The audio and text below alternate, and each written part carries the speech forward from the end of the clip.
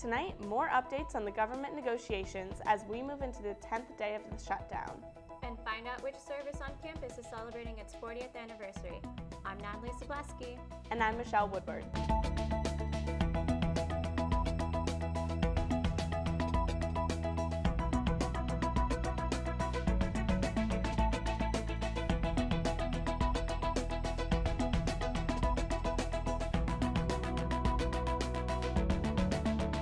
Today marked the 9th day of the federal government shutdown. House Speaker John Boehner and Majority Leader Eric Cantor met with House Minority Leader Nancy Pelosi and Minority Whip Steny Hoyer for the first time in days, but no deal was made.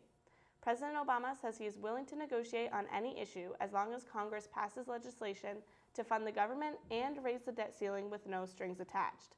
Boehner, on the other hand, insists there must be negotiations before doing either.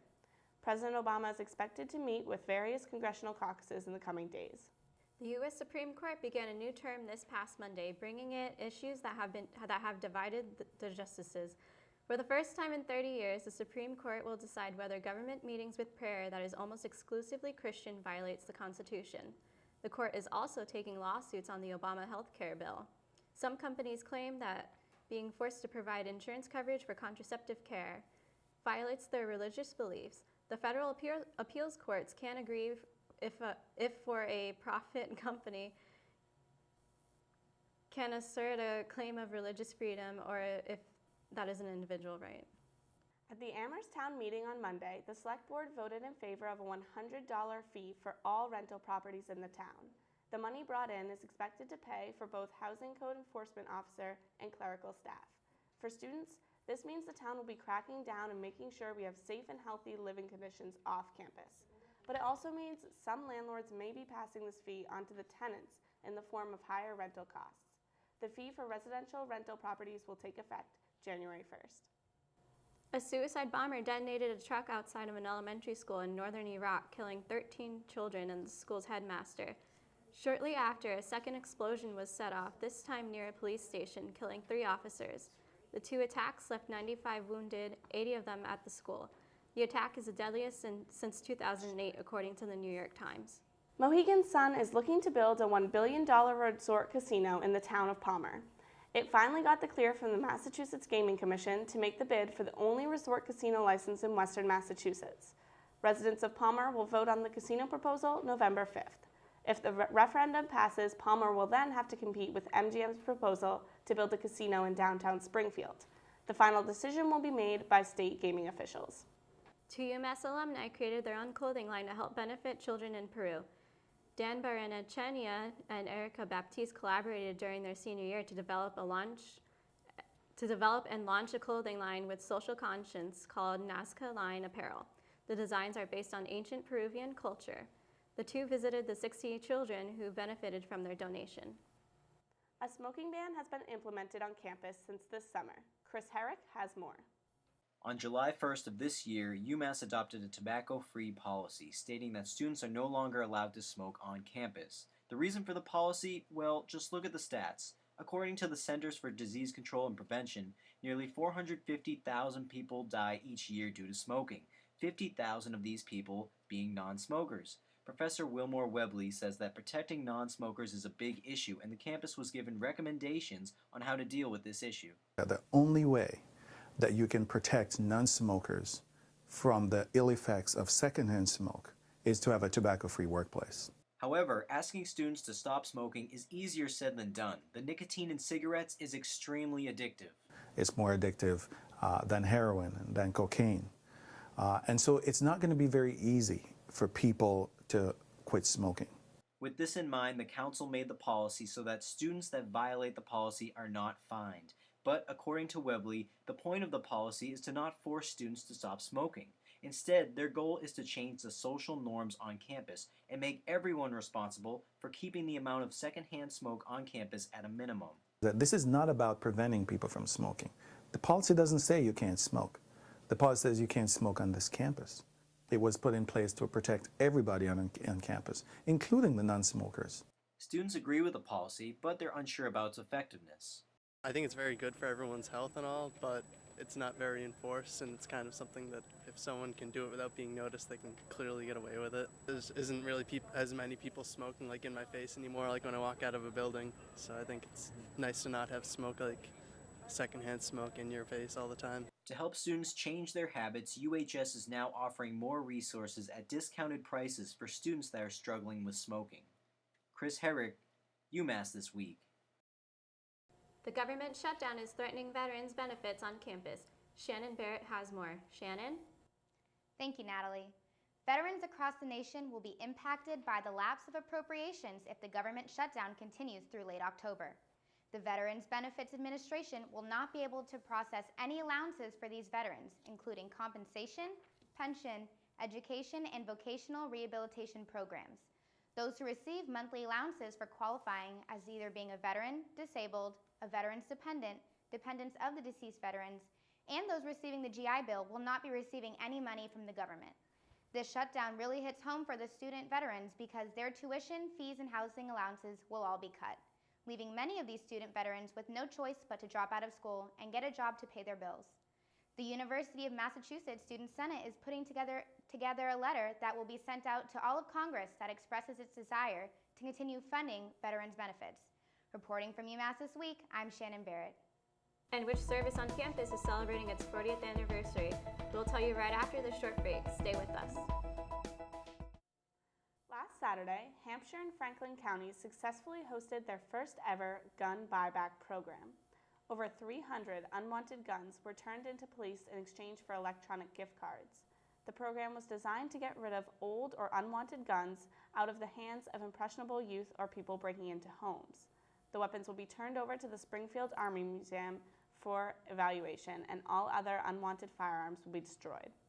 This past weekend was the annual UMass Family Weekend. Kayla Zuckerman has more. Thank you, Natalie.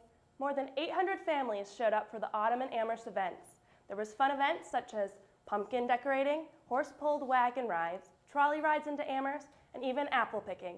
In addition to these classic fall activities, the weekend was filled with open houses, info sessions, and tours. There was even a special hard hat tour of the new academic classroom building that is currently in construction. With these activities and more, Family Weekend was fun-filled for everyone. Reporting for UMass This Week, I'm Kayla Zuckerman. Back to you. Thank you, Kayla. UMass hockey season is back. The Minutemen held a scrimmage this past Sunday. The game tested the team's agility on the ice for the upcoming season. The Minutemen welcomed 8 new players, including 2 freshman goalies for the season. Forward Troy Power was out on the ice after a season-ending knee injury back in November. The Minutemen play an away game this Friday as they take on Boston University.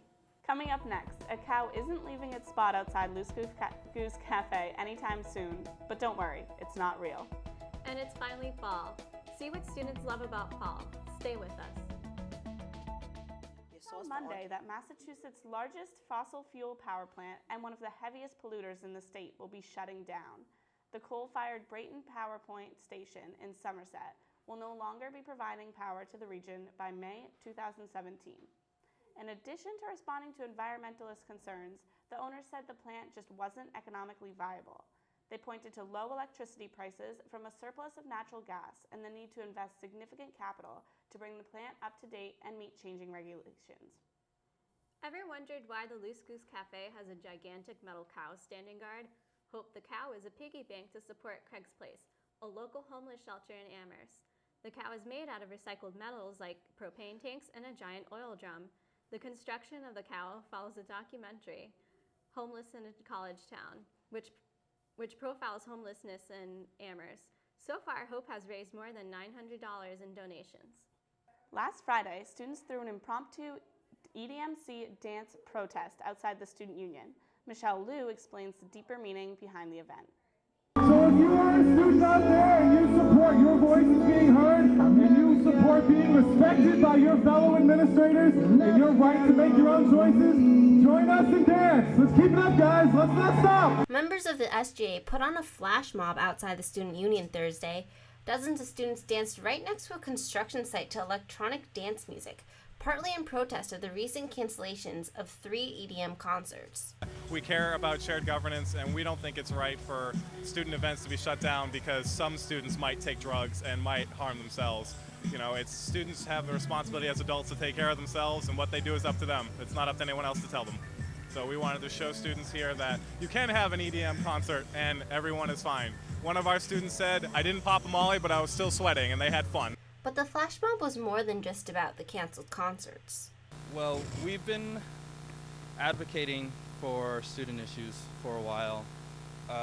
And basically what this is, it was a louder call than we have originally been doing for student voice when it comes to decisions that directly affect us. We feel that the administration is sort of taking our input, but we do not actually have a stake or actually solid power in how those decisions come out to play.